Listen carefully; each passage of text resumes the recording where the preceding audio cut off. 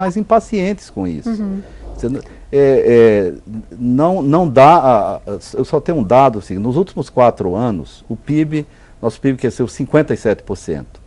No mesmo período, a arrecadação tributária de tributos cresceu 70%. Ou seja, houve um aumento de carga tributária em 4 anos de quase 8% e está aumentando esse ano de novo.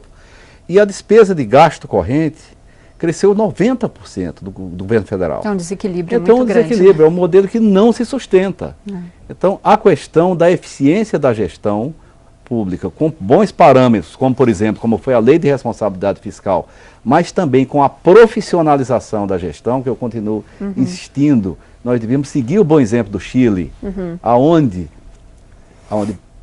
isso é importante destacar, somente 20% dos cargos de gestão, ou seja, dos cargos de confiança, são ocupados por indicação política, que lá no caso do Chile é o caso correto, ou seja, é aonde cabe o papel da formulação política, e aí é o papel dos políticos.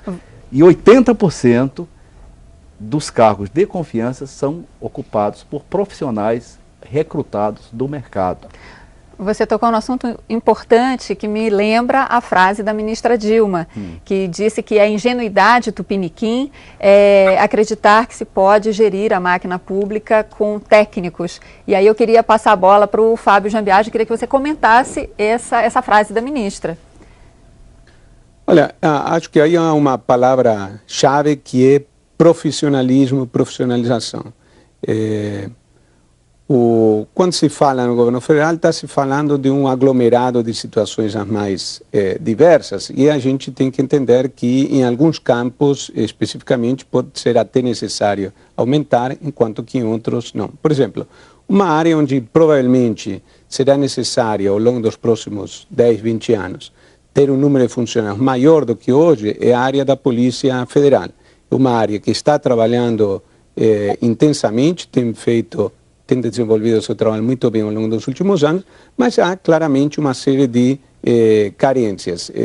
No combate ao contrabando de armas, muito provavelmente não é necessário apenas mais inteligência na contraofensiva contra essa mazela, mas também um investimento também em gente, em melhor policiamento de fronteiras, junto com as Forças Armadas, etc.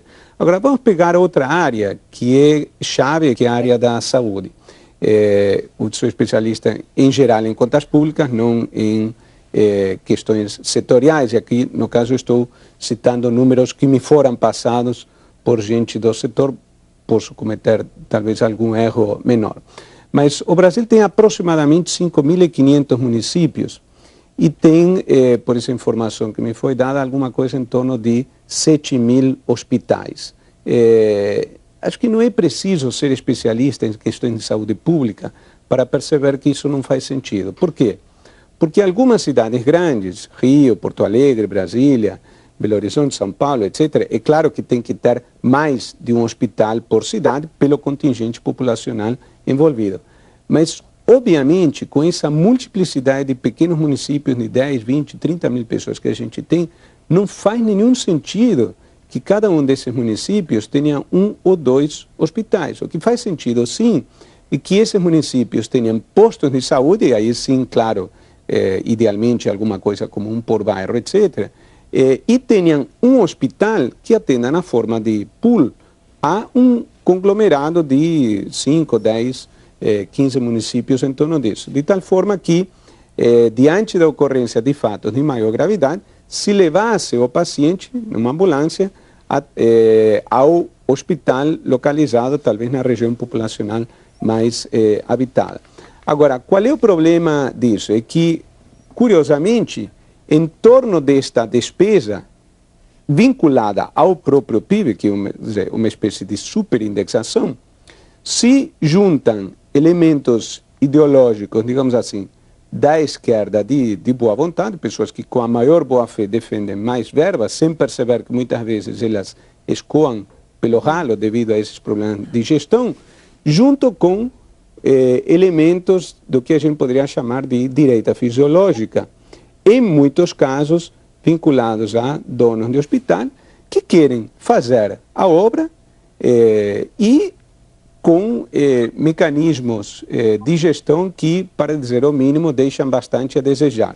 O resultado disso é que tem a pressão política sobre o governo, muitas vezes o governo atende, faz hospital, depois esse hospital não funciona direito. Isso nos casos em que funciona, porque vocês na televisão têm corretamente apontado, tem às vezes situações em que o hospital é inaugurado e depois simplesmente não funciona. Cláudio, para a gente encerrar rapidamente, quer dizer, a gente já viu a complexidade do problema, mas alguns estados têm conseguido fazer o choque de gestão. Qual é o caminho? O caminho é o seguinte, são 3 pontos fundamentais. Primeiro, ter uma estratégia clara, ou seja, uma estratégia que tenha visão de futuro e que seja desdobrada em algumas prioridades muito claras, aonde nós vamos empregar o escasso recurso público. Então, primeiro ponto, tem que ter uma noção clara de prioridade.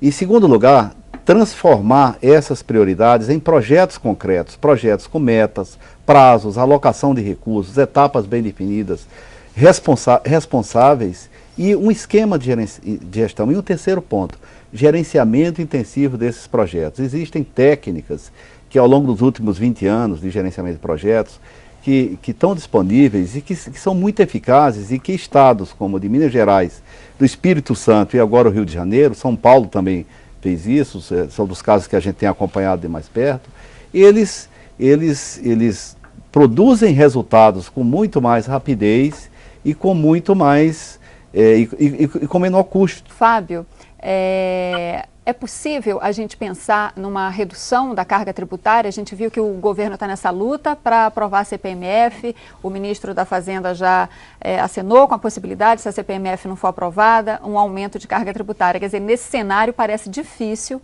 a gente pensar numa eventual redução de carga tributária, não é?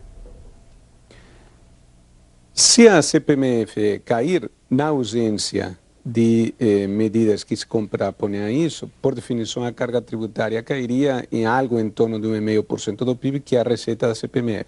Exatamente por isso é que é complicado abrir mão da noite para o dia de uma despesa desse porte, porque isso traria uma série de problemas importantes. No meu modo de ver, em relação especificamente à CPMF, o ideal seria estabelecer um mecanismo que gradativamente levasse a sua extinção, mesmo que talvez numa negociação de última hora no Senado, prorrogando a alíquota atual de 0,38% para o ano que vem, em função de que o orçamento já foi enviado ao Congresso, etc., mas, no mínimo, estabelecendo claramente um cronograma de redução da alíquota, se não a partir de 2008, pelo menos a partir de 2009, que em algum momento na próxima década leve à extinção deste tributo. Ok. Bom, eu agradeço imensamente a participação do Fábio Jambiage, no Rio de Janeiro, do Cláudio Porto, aqui em Brasília, e agradeço especialmente a você, assinante, pela audiência. Até a próxima.